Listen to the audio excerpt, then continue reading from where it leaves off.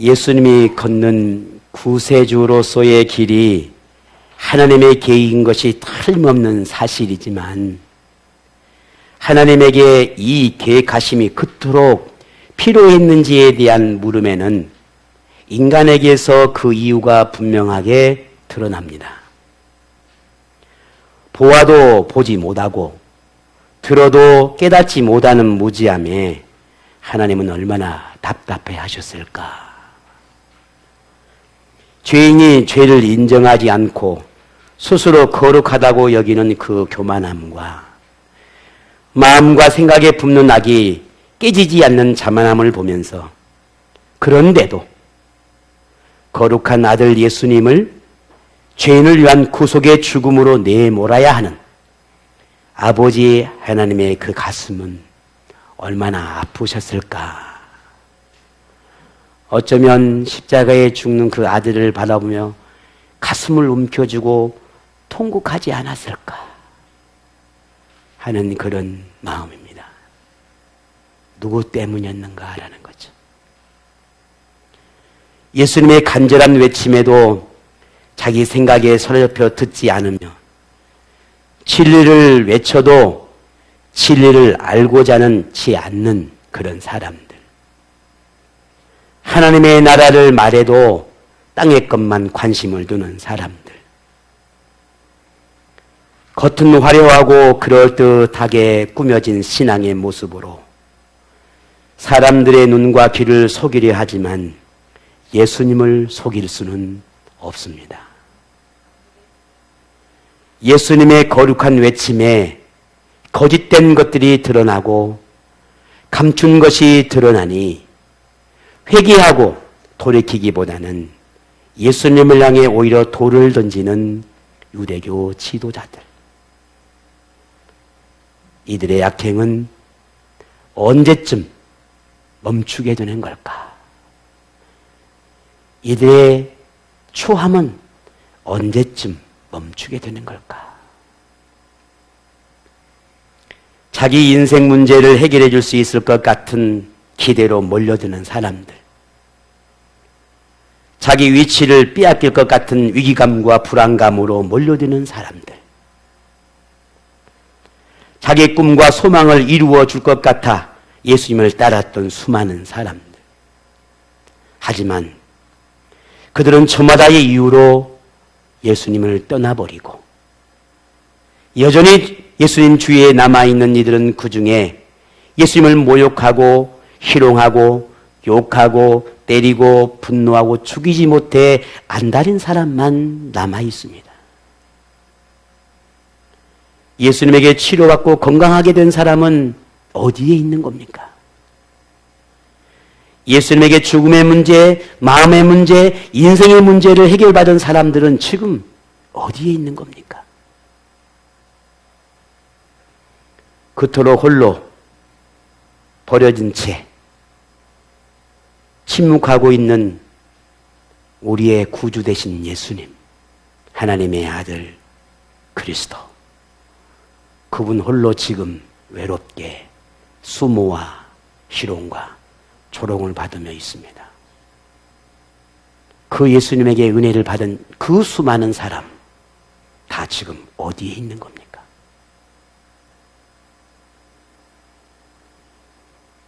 하나님의 아들 그리스도임을 믿는다고 고백한 사람들, 그 많은 사람 지금 어디에 있는 겁니까? 그렇게 예수님은 사람들에게 버려진 채 홀로 있습니다. 이것이 꼭 구원자이신 예수님이 지나가야 하는 길인 걸까? 이렇게까지 예수님의 고통과 아픔을 가슴으로, 삶으로 담아내야만 하는 걸까? 그래야만 하나님이 정하신 죄인을 위한 구속이 완성되는 걸까? 도대체 죄 없으신 예수님이 왜 그리해야만 하는 것인지, 자기 죄가 아니라면 도대체 누구 때문인 건지, 왜 그래야 되는 것인지.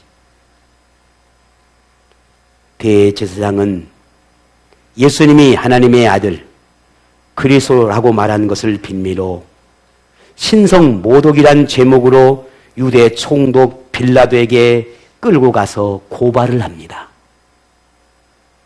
그런데 신성 모독죄에 덧붙여 오늘 세 가지의 제목을 더 고발하게 되는데 그게 본문 2절의 말씀입니다. 같이 한번 읽겠습니다. 고발하여 이르되 우리가 이 사람을 보매 우리 백성을 미혹하고 가이사에게 세김 바치는 것을 금하며 자칭 왕 그리스도라 하더이다 하니. 아멘. 고발한 내용 세 가지가 더 추가되었는데 그 하나는 백성을 미혹했다라고 하는 죄 하나, 두 번째는 로마에게 가이사에게 로마에게 세금을 바치는 것을 금했다라고 하는 두 번째 죄, 세 번째 자칭 그리스도라 왕이라 한 죄, 이 세 가지를 추가해 고발했습니다. 대제사장이 예수님에게 제목을 추모한 데에는 정말 예수님이 그런 죄가 있음이 아니라 그의 간교함이 숨겨져 있다라고 하는 것을 발견할 수 있습니다. 백성을 미혹한 죄라고 하는 것은 예수님이 그토록 말씀하시는 하나님의 나라에 관한 것이었습니다. 이 하나님의 나라에 관한 것이 유대교의 율법에 어긋나는 가르침을 주었다라고 하는 의미로 예수님이 전하는 이 메시지에 예수님은 사람들을 미혹했다라고 그렇게 말한 것입니다. 그런데 단순히 그 의미에 그치는 것이 아니라 그 속에는 더 큰 의미가 숨겨져 있었습니다. 그것은 예수님이 로마에게 반항하는 반로마적인 가르침을 주었다라고 하는 의미를 거기에 더 담아 두었다는 겁니다. 그래서 로마에게 세금을 바치는 것을 금하고 자칭 왕이라 했습니다 라고 하는 말을 덧붙였던 겁니다. 이렇게 해야만 예수님이 반로마적인 그런 성향을 가진 사람이다 라고 하는 것을 부각해서 예수님을 죽일 수 있을 것이라고 하는 그렇게 생각하고 판단했던 겁니다. 이때의 상황을 요한이 이렇게 기록했습니다. 요한복음 18장 31절에 빌라도가 이르되 너희가 그를 데려다가 너희 법대로 재판하라. 유대인들이 이르되 우리에게는 사람을 죽이는 고난이 없나이다 라고 했습니다. 무슨 말입니까? 유대교 지도자들에게는 예수님을 죽여야 한다라고 하는 그 목적이 단 하나였는데 유대인들은 사람을 죽일 고난이, 사람을 죽일 법이 없다는 겁니다. 그럴 만한 고난이 없다는 거죠. 그러니 유대인은 사람을 죽일 만한 그러한 율법이나 법이 없으니 죽이기 위해서는 죽이는 법이 있는 곳에서 재판을 받게 해야 했고 그 법을 어겼다는 증거가 있어야 했는데 그것을 이루기 위해서는 로마 법의 재판을 받게 하는 것이었고 로마의 법을 어긴 증거를 제시해야 했습니다. 그것이 이 세 가지 제목의 목적이었어요. 그래서 로마에게 세금을 바치지 말라고 합니다. 이것은 로마를 저항하는 것이지요. 지가 왕이랍니다. 이 또한도 마찬가지입니다. 당시에 유대는 로마의 속국이었기 때문에 왕을 지명하는 것은 로마에 의해서 왕을 지명했고 그 지명된 왕을 분봉왕이라 그랬어요. 오늘 본문에 나오는 이 헤롯이라는 사람이 바로 그 로마가 지명한 분봉왕이라는 왕이었어요. 그런데 로마가 지명하지도 않은데 자기가 왕이 될 거라고, 왕이라고 하면은 로마에 저항하는 것이 되겠지요. 그러면 로마 법을 어긴 것이니 로마 법에 의해서 재판을 받게 될 거라는 말입니다. 그 모든 것들을 이미 대제사장과 유대교 종교 지도자들은 그걸 감안하고 그 제목을 예수님에게 만들어낸 것입니다. 이런 유대교 지도자들의 그러한 의도대로 빌라도가 예수님을 만나자 질문합니다. 네가 유대인의 왕이냐? 네가 유대의 왕이라고 했느냐? 라고 묻는 겁니다. 조금 전에 말씀드렸듯이 유대의 왕은 스스로 왕이 되는 게 아니라 로마에 의해서 지명돼서 왕이 되어야 한대. 왕이라는 거예요. 만약에 예수님이 내가 왕입니다 라고 했다면 이 로마 법에 의해서 어긴 것이 되니, 저항한 것이 되니 그에 상응한 재판을 받게 될 것이고 그는 분명 처형을 당하게 되겠지요. 이 모든 사실을 예수님이 몰랐을까? 압니다. 알고 있죠. 그 질문에 예수님이 이렇게 대답을 합니다. 내 말이 옳도다. 그래, 나는 왕이다 라고 말한 겁니다. 그러면서 예수님은 이렇게 말합니다. 이어서 말하기를 예수님의 나라는 이 유대가 아니라는 겁니다. 이 땅이 아니라는 겁니다.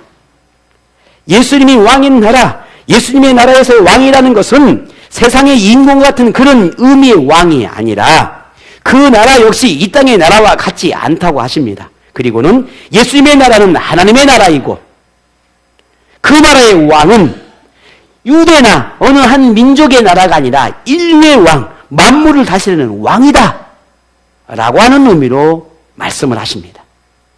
이것을 요한이 그렇게 기록해놨습니다. 요한복음 18장 36절에 예수께서 대답하시되 내 나라는 이 세상에 속한 것이 아니니라. 만일 내 나라가 이 세상에 속한 것이었다면 내 종들이 싸워 나로 유대인들에게 넘겨지지 않게 하였으리라. 이제 내 나라는 여기에 속한 것이 아니니라. 이리 말씀하는 겁니다. 빌라도는 그런 예수님의 말씀의 의미를 알지 못했습니다. 빌라도에게 예수님은 단지 스스로 왕이라고 착각하는, 자기가 왕이 될 거라고 착각하는 정신 이상자, 망상가처럼 그렇게 들릴 뿐이었습니다. 그러니 예수님을 처형할 만한 그런 죄를 지었다고 볼 수 없다고 생각했던 겁니다. 그래서 빌라도는 예수님에게 죄가 없다 그렇게 판결을 합니다. 하지만 예수님이 갈릴리 사람이라고 하는 것을 강조한 이 대제사장의 그 말을 듣고 이 빌라도는 자신이 다스리는 지역이 아니라는 이유로 그 당시에 분봉왕이었던 헤롯이라고 하는 사람에게 예수님을 돌려보내서 이 헤롯에게 재판을 받게 합니다. 그리고 대제사장은 예수님을 데리고 헤롯에게로 데려갑니다. 예수님이 헤롯 앞에 서게 됩니다. 헤롯은 예수님을 보자마자 깜짝 놀랍니다. 너무 반가워합니다. 그 이유가 뭐였는가? 오늘 본문 8절이죠. 한번 같이 봅니다. 헤롯이 예수를 보고 매우 기뻐하니 이는 그의 소문을 들었으므로 보고자 한지 오래였고 또한 무엇이나 이적 행하심을 볼까 바랐던 영고로라. 아멘. 네가 예수구나. 야, 내가 소문으로 참 많이 들었어. 그런데 뭐 보통 사람이 아니라며. 뭐 이상한 기적을 행하고 뭔가 뭐 그런 능력을 내가 보인다며. 오늘은 좀 뭔가 너가 뭐 좀 할 수 있을까? 아, 나 참 보고 싶은데? 이런 겁니다. 저 같으면 그랬을 것 같아요. 내가 뭐 아무나 보여준 줄 알아? 이렇게 좀 말도 했을 법도 한데 헤롯은 어찌됐든 이 예수님을 보며 반가워하죠. 근데 반가운 게 무슨 어디 구경할 만한 어떤 것을 보고 구경하는 것 같은 그런 헤롯의 모습을 보게 됩니다. 그렇게 예수님에 관해서 소문을 듣게 된 수많은 이야기가 사실인지 보통 사람의 그 이상의 어떤 능력을 가지고 있다는데 그게 진짠지 무척이나 궁금했던 모양입니다. 그 예수님을 고발한 대제사장의 그 고발문을 읽고 그 예수를 신문하기 시작합니다. 이런저런 많은 이야기를 하고 신문을 하지만 예수님에게서 어떤 죄도 발견하지를 못합니다. 헤롯 역시도 예수님을 죽일 만한 죄가 없다라고 그렇게 판결을 내립니다. 그런데 헤롯이 예수님에게서 죄를 찾지 못하는 것이 진짜 죄가 없기 때문이기도 하지만 헤롯이 죄가 없다라고 말한 데에는 다른 이유가 또 있습니다. 그것은 예수님은 하나님의 아들도 그리스도 아니라는 것을 믿지도 않을 뿐더러 굳이 거기에 헤롯은 관심이 없습니다. 단지 예수님이 갈릴리 출신이라고 하는 이 말에 헤롯은 그렇게 크게 예수님에게 의미를 두지 않습니다. 왜냐하면 이 당시에 사람을 촌뜨기처럼 무시하고 경멸하고 사람 취급도 안 하는 것 듯한 그런 부류의 많은 부류의 사람들이 있었는데 그 중 하나가 갈릴리 출신의 사람이었어요. 헤롯이 듣기에 예수님이 갈릴리 출신이라네? 이건 얘는 보나 마나야. 뭐 말을 들어보나 마나야. 얘한테 뭔 죄가 있어? 죄가 있어봐야 뭔 죄가 있겠어? 죽여도 아무 의미가 없어. 얘 하나 죽인다고 해서 뭐 큰일 나겠어? 아무 의미가 없어. 이 헤롯의 마음에는 예수님을 그리 대하고 있는 겁니다. 이런 태도를 오늘 본문의 11절에 이렇게 기록해 놓은 것입니다. 우리 한번 볼까요? 헤롯이 그 군인들과 함께 예수를 업심여기며 희롱하고 빛난 옷을 입혀 빌라도에게 도로 보내니. 아멘. 자, 보십시다. 네가 왕이라고? 야, 갈릴리 출신 네가 왕이라고? 그리고는 업심여기며 희롱했다라고 말합니다. 그리고 그 다음에 빛난 옷을 입혔다라고 말하는데 이것은 네가 왕이라며 하나 요거 한번 입어봐라. 그리고 그들이 왕처럼 보이는 듯한 빛난 옷을 입혀서 너는 죄가 없어. 너한테 뭔 죄가 있겠냐? 다시 빌라도로 보내버렸다는 겁니다. 이게 조롱하는 겁니다. 도대체 왜 예수님이 이런 수모를 왜 이렇게까지 왜 그리해야 했을까 하는 겁니다.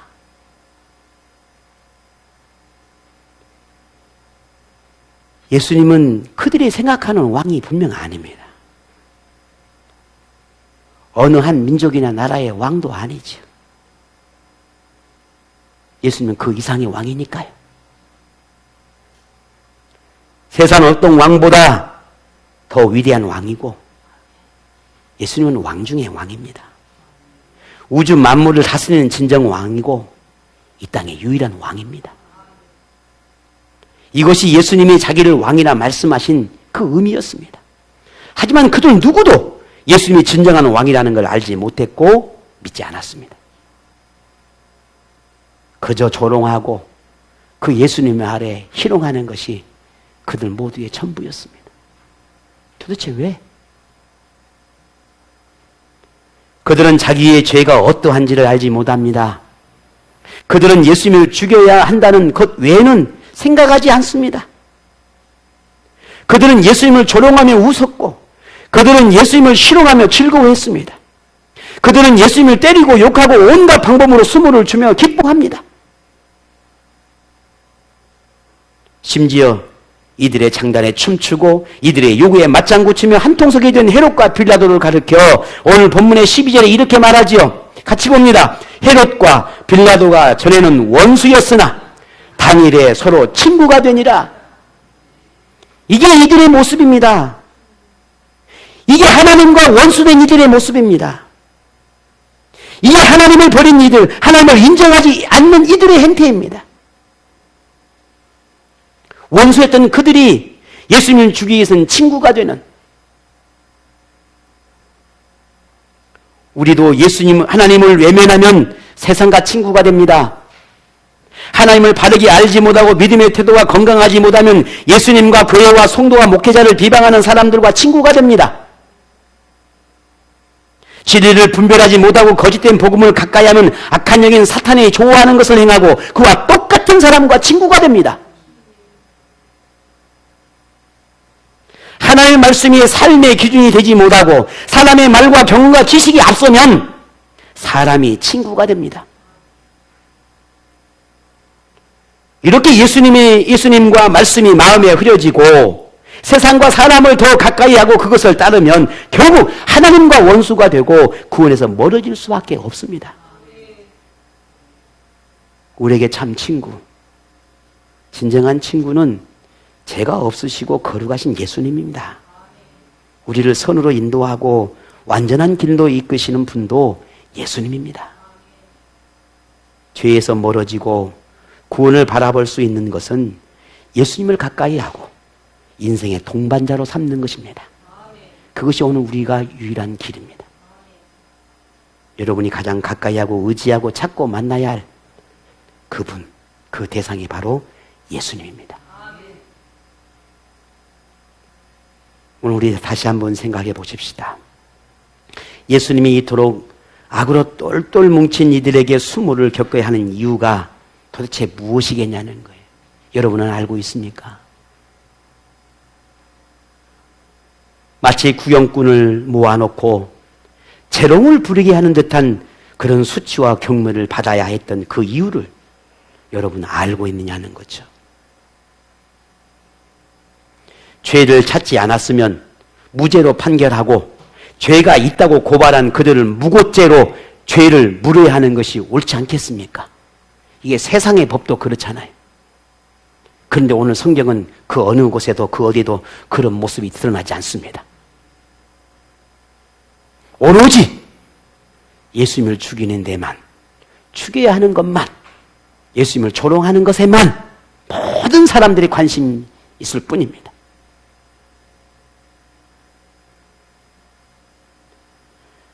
예수님은 그렇게 죄가 없이 또다시 총독인 빌라도에게 보내집니다. 이미 죄가 없다고 판결되었으니 이제 집으로 돌아가는 것이 맞지 않겠습니까? 조롱할 만큼 조롱했고 비웃을 만큼 비웃었으니 이제 다시 집으로 돌려보내는 게 맞지 않겠어요? 근데 왜 다시 또다시 헤롯은 빌라도에게 예수를 보내냐는 거예요. 왜? 도대체 이 끈은 언제쯤 끊어지는 겁니까? 그런데 오늘 본문은 똑같이 또 이어져 갑니다. 이미 무죄, 죄가 없다고 판결되었음에도 불구하고 말이지. 그 이유를 여러분 알고 있냐는 거예요. 만일 여러분이 대답한다면 분명 이리 대답하지 않겠습니까? 네, 예수님이 십자가에 죽어야 하기 때문입니다.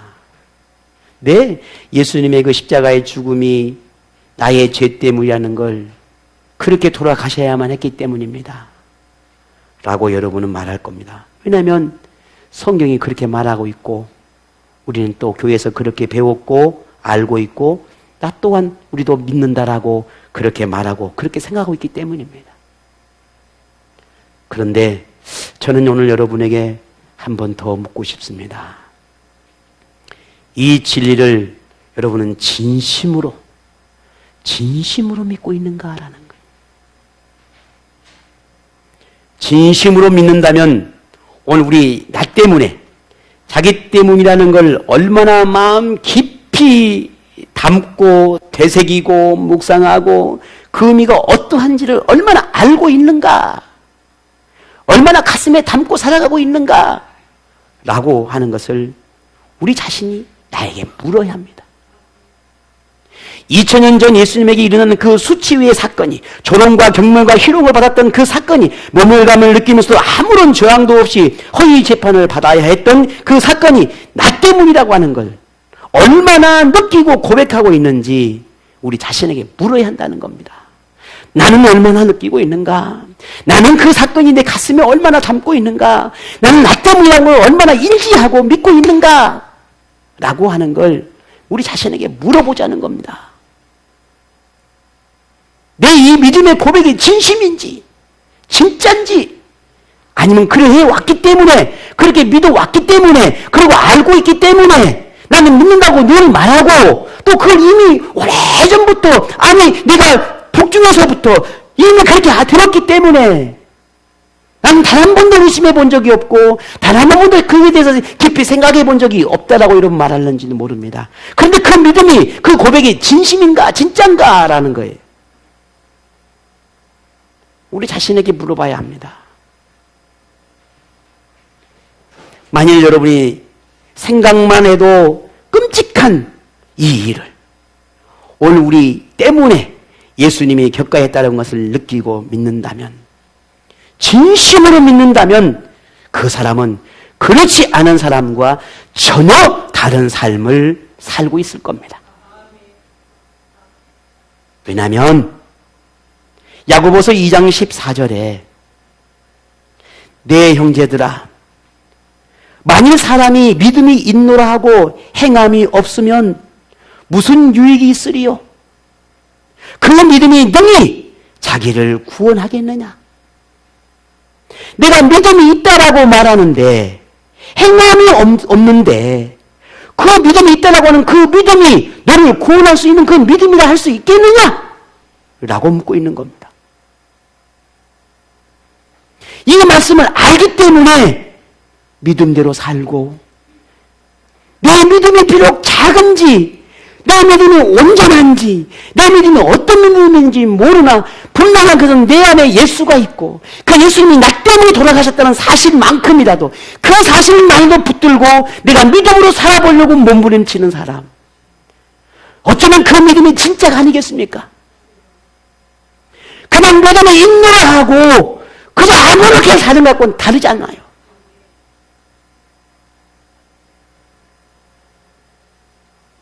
여러분, 오늘 우리는 어떻습니까?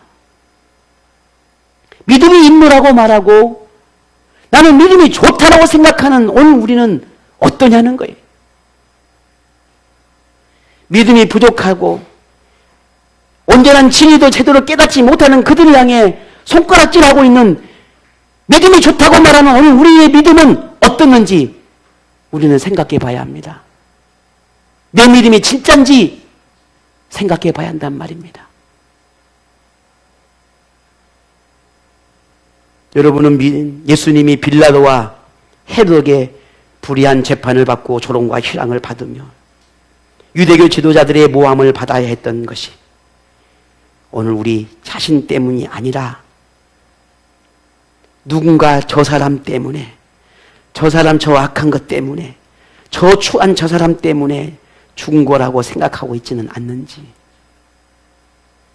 정말 나 때문이라고 하는 걸 얼마나 가슴 속에 느끼고 믿고 있는지 생각해 보자는 겁니다.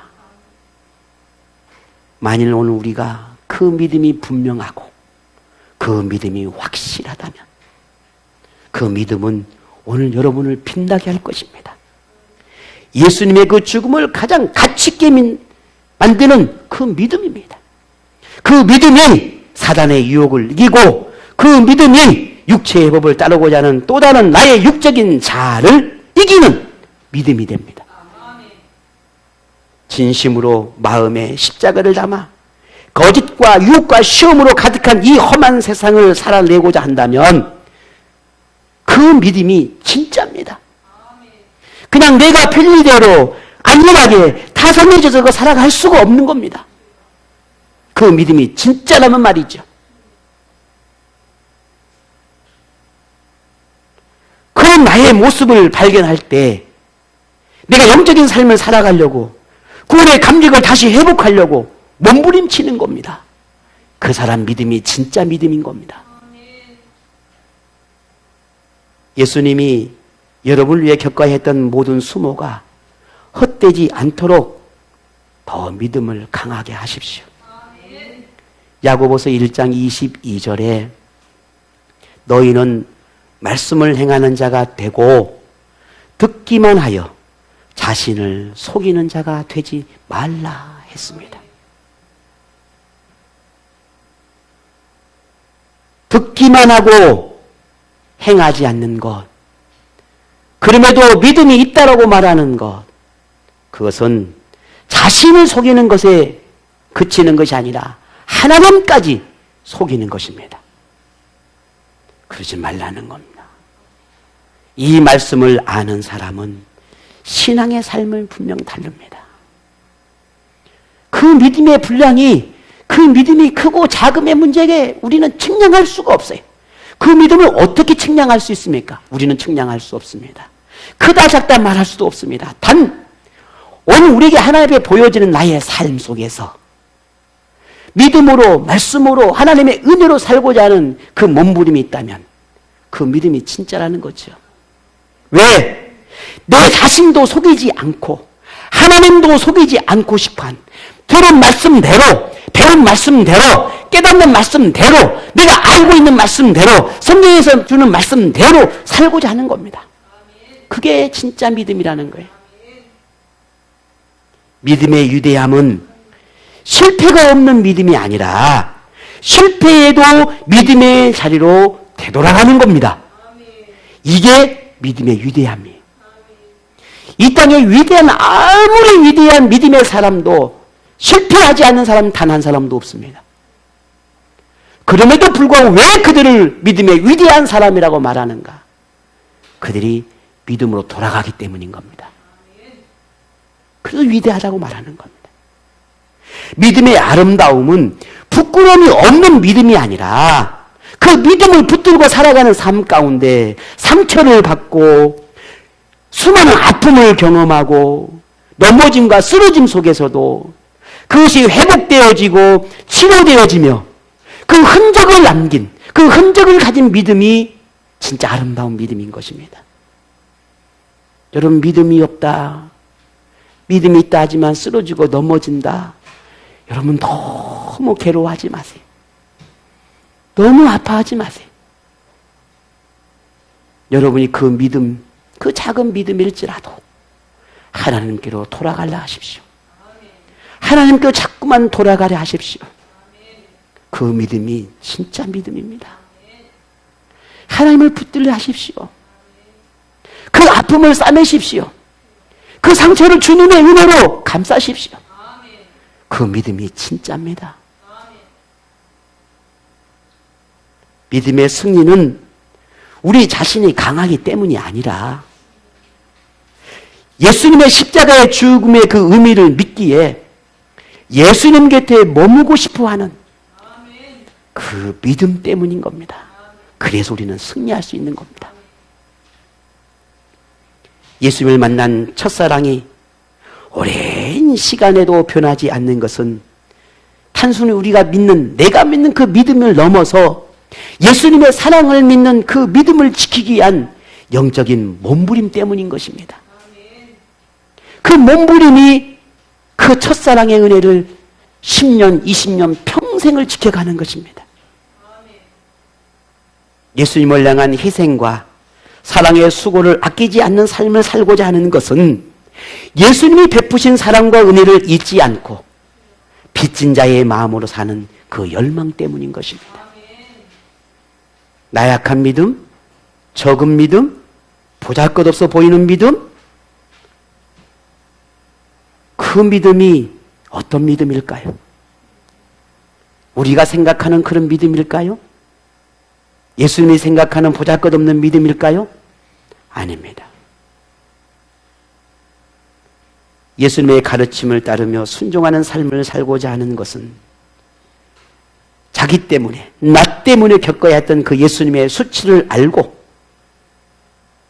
오늘 우리 자신의 죄를 알고 예수님의 용서와 사랑의 크기를 알기 때문에 그 믿음의 분량, 그것이 어떠하든 그저 예수님을 바라보고 사는 겁니다. 그 믿음, 그 신앙생활, 그렇게 살아가고자 하는 그 사람이 진짜입니다. 요한일서 5장 4절 5절에 이렇게 이야기합니다. 우리 이 말씀 마지막 한번 찾아보겠습니다. 신약성경 저 뒤쪽에 있습니다. 요한일서 5장 4절 5절입니다.